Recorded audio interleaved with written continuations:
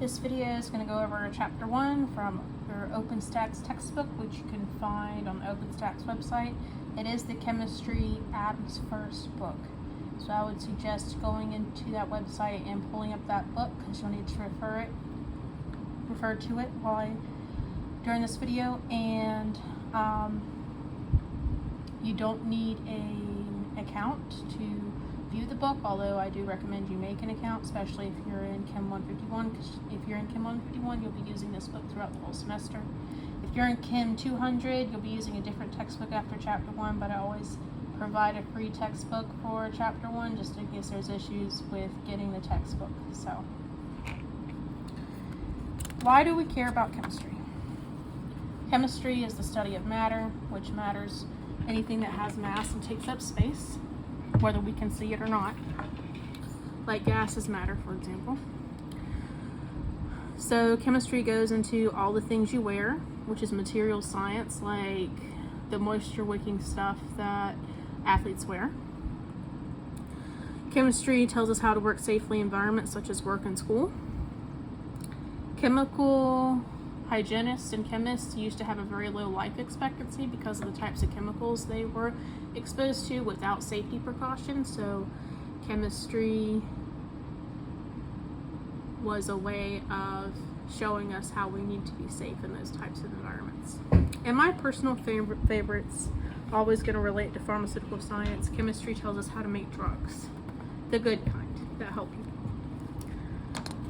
The development of chemistry has come a long way. If you look in your textbook, you'll see an alchemy picture of people doing alchemy, converting whatever substance into gold. It has come a long way from that to developing life-changing drugs, life-changing materials. I once knew a man who was the first scientist at IBM with a PhD, he had a PhD in chemistry. He made the first computer from 100% recyclable parts, which is also green chemistry. So chemistry's come a long way since its beginning. You should have a good idea of the scientific method from the Khan Academy assignment on the scientific method, so I'm not going to go back over it. You need to go do the assignment if you haven't done it already. But the scientific method is built upon observation, observing your environment, testing the hypothesis you develop, and building and publishing results and communicating with other scientists what those observations were and how you tested it. Being able to have reproducible results is important. And observation and testing are how these great bodies of information are built.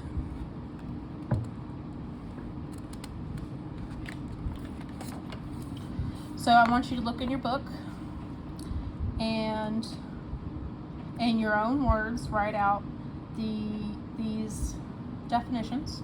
It's important to put things in your own words, that way when you come up to the exam, you're not trying to memorize something that you're not quite familiar with, so when you think about it enough to put it in your own words, you'll more than likely recognize the terminology on the test. So just pause the video for a few moments and find these definitions.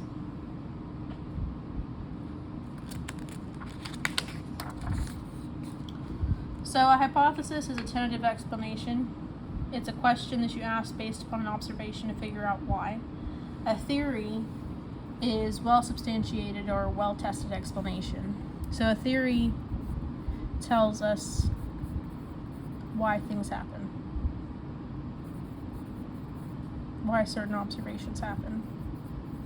And theories can change. Like the theory of evolution can change because theory of evolution is not without holes in the theory, but it's the best explanation we have for the number of observations we have. We have a great number of observations that support the theory.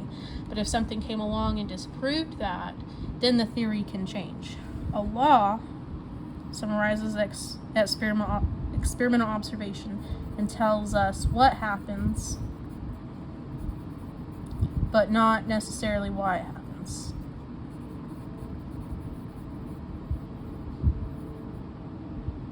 I don't know how to spell. Not necessarily why it happens. So we know that organisms change over time. And natural selection is the theory why, as to why. So that's how you differentiate between a theory and a law. A theory can change based upon new information and tells us why an observation happens. A law just tells us what is the observation.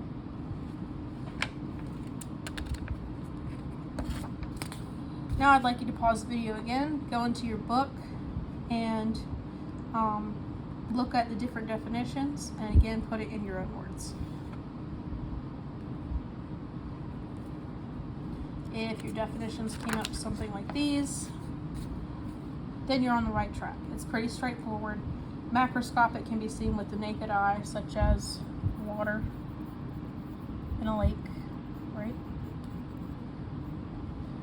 Macroscopic domain, what you need equipment to see, like individual water molecules.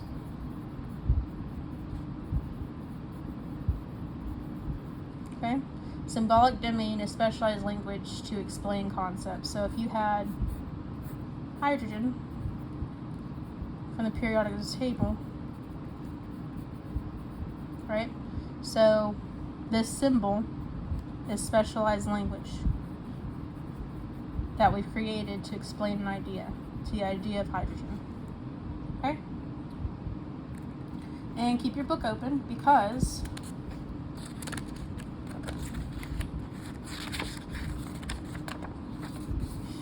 you're going to need to go into your book, find the section on solids, liquids, and gases. And it doesn't have to be this graphic organizer, but it'd be helpful for you to make a graphic organizer of some sort. This is part of developing study skills, along with putting things in your own words. So use this or some other graphic organizer to classify, compare and contrast, meaning similarities and differences of solids, liquids, and gases. Alright, so pause the video and take some time to do that.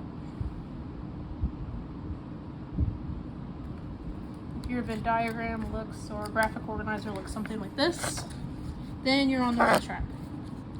So solids have a fixed shape, and the atoms are tightly bound together. So these atoms are so tightly bound that they can't flow freely like it can with liquids. In liquids, the atoms or molecules are bound down together, but not as tightly as solids, so they move more freely, which is where you get that flow from. Liquids can change shape. If I put water in a 10 milliliter flask and then move it to a 10 milliliter beaker, the shape can change depending on what the shape of the container is, but the volume stays the same. It has a fixed volume, which is what solids and liquids have in common. Gases expand to fill the container. So if this had a stopper on it, which I didn't draw, I'm very bad at drawing, by the way. This is the stopper, which looks more like a hat, but whatever. If this has a stopper on it and the gas can't escape, the gas expands to fill the container. The atoms move very freely. They are less attracted to each other than liquids, and even more less than solids. So what they all have in common, which would be, this is the one that they all have in common on this graphic organizer, but really it's all of these right here. I just needed to put something in this space. So they all take up space. They're all made of matter, which means that they have mass and they take up space. So, like on a test, I may ask you true or false. Solids can change shape, and that would be false because solids have a fixed shape. So I suggest being able to draw this from memory. That way, if I ask you a question like that on the test, you'll be able to reason through it. Alright, so on to mass versus weight. Use your book or Google to distinguish between mass versus weight. So pause the video. Again, this is part of building up those study skills of looking up stuff and putting it in your own words. The act of looking it up and putting it in your own words helps you to retain the information, because I will be asking you about this later on. If the definitions you came up with distinguish between mass and gravity, then you'd be on the right track. Mass is how much matter there is in an object. It does not change with location because gravity is not taken into effect with mass.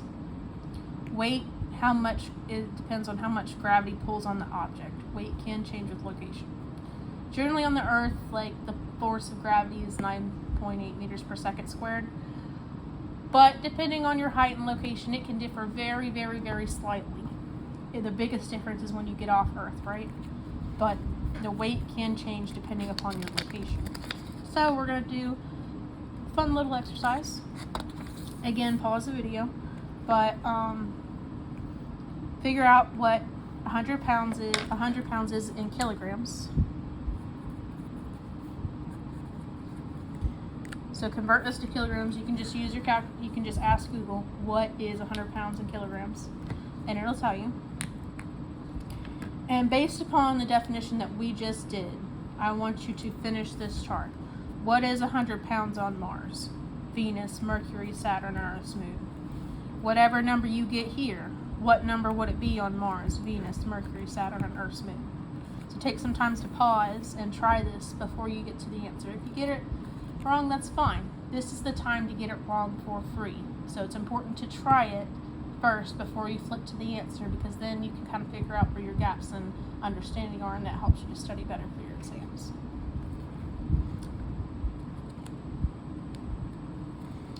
And this is something that you should have gotten around these numbers. It might have differed depending on what source you use, but it should be around the same. So that should say that should be 16. So mass stays the same regardless of your location. Mass stays the same regardless of your location. Weight changes depending on your location. So if I asked you, why would scientists use mass instead of weight when they publish their data, what would be your answer?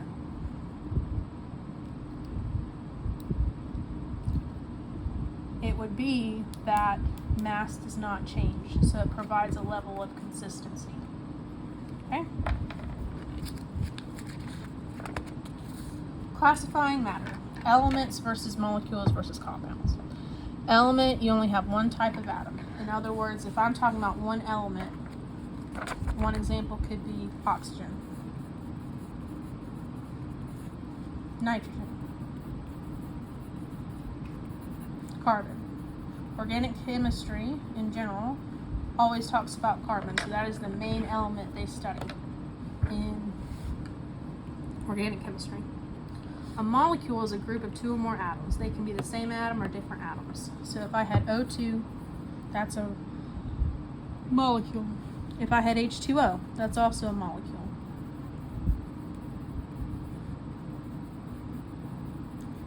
Now, a compound is just a specialized molecule that is made of exclusively two or more different atoms. Different atoms. O2 is a molecule, not a compound, because this is the same atom bound together. Okay? H2O is a compound because you have two different atoms, oxygen and hydrogen, together. If it's a compound, it's automatically a molecule. Alright? CO2 is a compound because it has oxygen and carbon. If it's a compound, it's automatically a molecule. Alright, so that's those differences. So, pause the video and do some practice real quick. Again, it's important that you practice and not just flip to the answers, so that way you take the time to actually make sure you understand. Again, if you get it wrong, because this is a video, nobody knows but you, and you can make the appropriate changes you need to make in your study habits.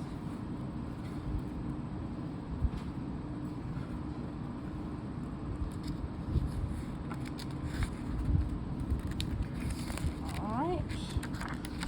And this is what you should have gotten. If it has two different atoms together, that's a compound and a molecule. These have two of the same. Let's add one to this. Helium, just by itself. Would that be an element, compound, or molecule? Because I'm only talking about one atom, that would be an element. Alright? Right, going on forward. Distinguishing between physical and chemical changes.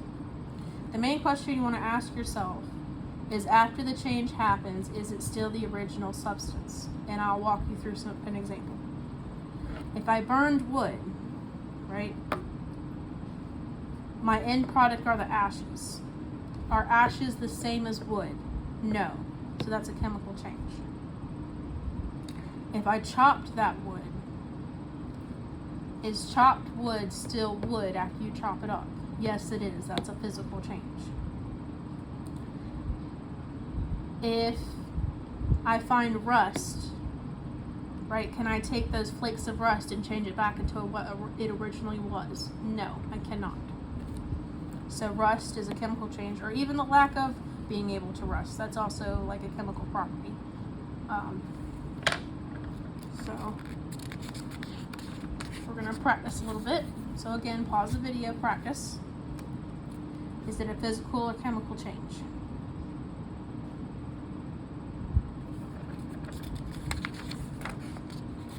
And these are your answers.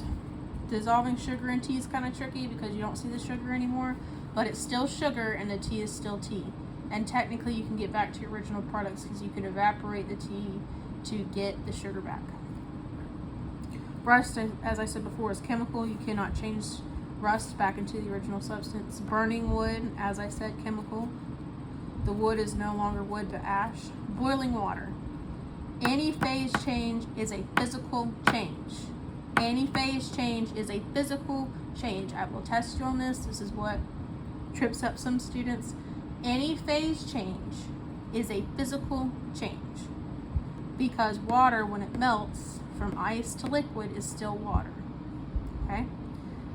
If I melt anything or I boil anything, it's always a physical change. If I freeze anything, which would be going from a liquid back to a solid, that would be, if I freeze water, that is a physical change. Cooking is chemical. If you cook chicken, it's still chicken, but you can't go back to raw chicken, thank goodness. Once it's been cooked, you can't change it back to the original state of the chicken. Okay? So now we're on to physical and chemical properties. And so we just went over types of change, so that way we can get to classifying the different properties. You have to know what a physical and chemical change is in order to use this reasoning. So does the property involve a chemical change? If I had flammability, for example, if I gave you flammability on a test and I said, is it a physical or chemical change? Well, flammability involves setting something on fire. And remember, burning wood is a chemical change. So that is a chemical property. Toxicity is a chemical property because there's a chemical reaction in the body happening to cause toxicity. Remember, phase changes are physical properties and changes. Melting point and boiling point is a physical property. Okay? And now we're just going to review really quick how to read symbols on a periodic table. You're going to see an atomic number. That is always the smallest number. You're going to see two different numbers. The smallest number is the atomic number. It is unique to every element. So atomic number is unique. If it's one, then it's always hydrogen all day, every day. If it's 2, it's helium all day, every day. The symbol is also unique to each individual element, because if H could mean hydrogen and helium, that would be very confusing, and that's why helium is He for the symbol. Mass number can change. Okay? What you see on the periodic table, that mass number can change. So the mass number can change. It's not unique. It's unique on the periodic table, but it can change depending on isotopes, which we'll talk about later. But if I gave you a question on the test that said, name a unique property of an element, you can say the symbol or the atomic number. Symbol, atomic number. Okay? And most periodic tables will have the name. Some of them don't. I suggest you print one for the class that has the name until you get familiar with it. So, now, practice. Just as hydrogen was drawn on the last slide, draw helium. with the same symbol, atomic number, mass number. Not the same symbol, but the same way with the symbol. I should say with. The symbol, atomic number, mass number, and name. So draw that box and put these things within the box in the right locations. So pause the video and do that.